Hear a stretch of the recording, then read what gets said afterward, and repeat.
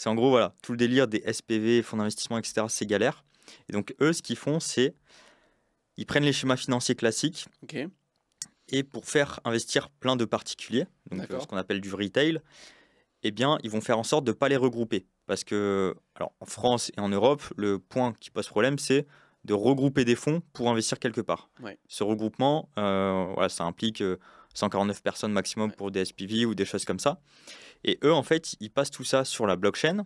Je crois qu'ils sont à alors, en fait, je crois qu'ils ont fait un premier projet, mais c'était en token, donc ça compte pas vraiment. Et là, le premier projet qui utilise cette technologie, c'est leur société même. Donc, c'est pour D'accord, ça que ok. j'ai investi dans la leur.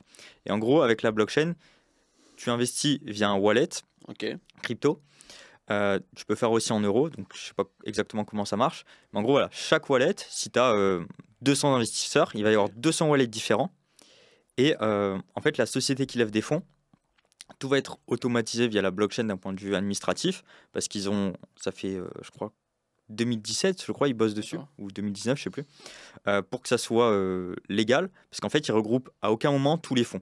d'accord. Juste sur ce qu'on appelle la cap table, donc la table de capitalisation des actionnaires, il va y avoir du coup 200 actionnaires.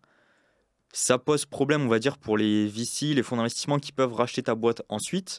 Mais comme c'est automatisé via la blockchain, en D'accord, fait, ils ont fait en sorte qu'il n'y a qu'un seul vote, je crois, d'accord. et qu'il n'y a pas ces soucis de, voilà, il y a 200 personnes. Le problème quand on a une trop grosse cap table, c'est que les fonds d'investissement, ils vont te dire, OK, tu en as 200, mais on te rachète ta boîte, faut aller chercher les 200 Ouais, personnes 200 pour qu'ils personnes signent. plus. C'est D'accord, chiant. ouais. Et eux, avec leur technologie blockchain, euh, je crois qu'ils ont eu un premier agrément, bon, je ne vais pas dire de conneries, mais blockchain plus partie légale, Ok. ça fait que tu as 200 virements, OK, mais à la fin, tu n'as qu'une seule Il y a qu'une seule signature. personne. Ok. Et du coup, ça automatise tout ça et tu n'as plus besoin d'avoir ces problématiques administratives, de créer un SPV, pareil, où tu as des frais en plus, D'accord. etc. Ok. Donc, ouais, on est un peu au début du go-to-market pour leurs produits et je pense que si ça marche bien, je vais l'utiliser par la suite si jamais j'ai d'autres boîtes. Ok.